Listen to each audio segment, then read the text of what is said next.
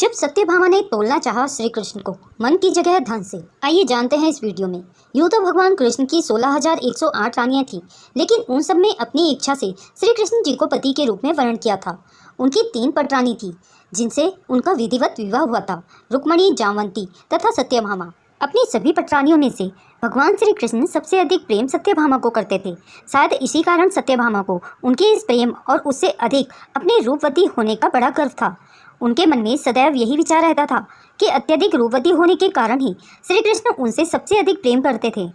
ये बात श्री कृष्ण को कुछ उचित नहीं लगी। उन्होंने सत्यभामा से इस भ्रम को दूर करने की योजना बनाई। इसी को पूर्ण करने के लिए उन्होंने नारद जी को गुप्त संदेश देकर अपने पास बुलाया।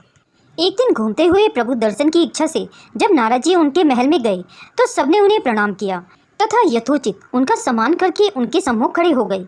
यूं ही बातों बातों में सत्यभामा ने कहा कि हे महर्षि, आप मुझे आशीर्वाद दीजिए कि अगले जन्म में भी भगवान श्री कृष्ण ही मुझे पति के रूप में प्राप्त हों। नारद जी बोले, हे देवी, ऐसा हो तो सकता है, परंतु इसके लिए कुछ नियम है।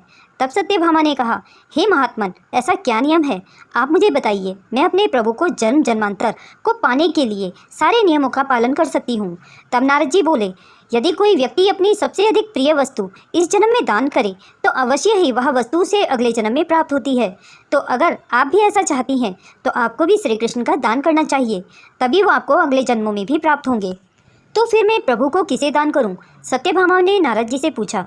आप हमें ही दान कर सकती हैं प्रभु को, नारद जी बोले। यह सुनकर सत्यभामा ने श्री कृष्ण को नारद जी को दान के रूप में देने का निश्चय कर संकल्प कर दिया। जब अपने दान की वस्तु साथ ले नारद जी स्वर्गलोक को जाने लगे तो सत्यभामा को चिंता हुई। उन्होंने सोचा बात के लिए अपना बनाना था, परंतु प्रभु तो अभी से ही हमसे अलग हुए जा रहे हैं। यह सोचकर सत्यभामा रुक्मणी के पास पहुंची और उन्हें सारी बातें कहीं। तब तक नारद जी श्री कृष्ण को अपने साथ ले जाने की तैयारी कर चुके थे। तभी रुक्मणी ने जाकर कहा, हे ऋषिवर, आप प्रभु को अपने साथ कैसे ले जा सकते हैं? तो नारद जी बोले, क्यों नहीं ले जा सकते? दान की हुई वस्तु को ले जाने में क्या हर्ज है? अब तो ये मेरे हो गए हैं।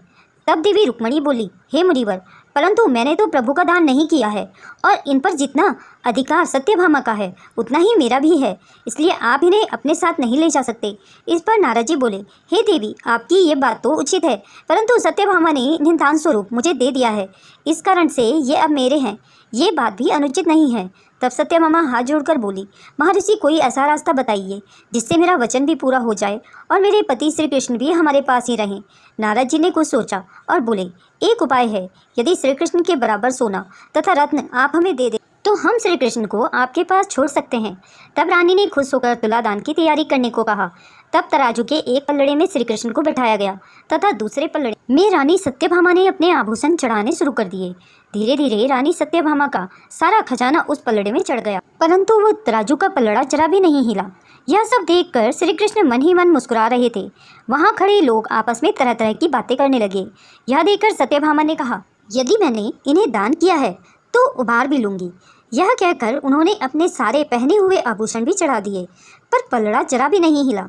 यह देखकर वह बड़ी लज्जित हुई और अपने किए पर पछतावा करके रोने लगी। यह देखकर श्री कृष्ण ने रुक्मणी जी को सत्यभामा की सहायता करने का इशारा किया। रुक्मणी जी भगवान श्री कृष्ण के इशारे को समझ गई। वह मंदिर में गई और वहाँ से एक तुलसी का पत्ता ले आई तथा उस पत्ती को स्वर्ण आभूषणों के पल्लड़े में रख दिया। तुलसी दल रखते ही तुला के दोनों पल्लड़ों का वजन बराबर हो गया। यह देखकर रानी सत्यभामा बहुत शर्मिंदा हुई। उन्होंने श्री कृष्ण तथा अन्य रानियों से क्षमा मांगी। उन्हें अपनी भूल का एहसास हो चुका था। यह देखकर श्री कृष्ण बोले, जीवन में अगर कुछ करना है तो निस्वार्थ प्रेम करो। अगर स्वार्थ के वशीभूत होकर कुछ करते हो तो अपने जीवन की बहुत सी वस्तुओं को खो दोगे। तब नारद जी तुलसी दल लेकर स्वर्ग की ओर चल दिए। रुक्मणी श्री कृष्ण की पटरानी थी।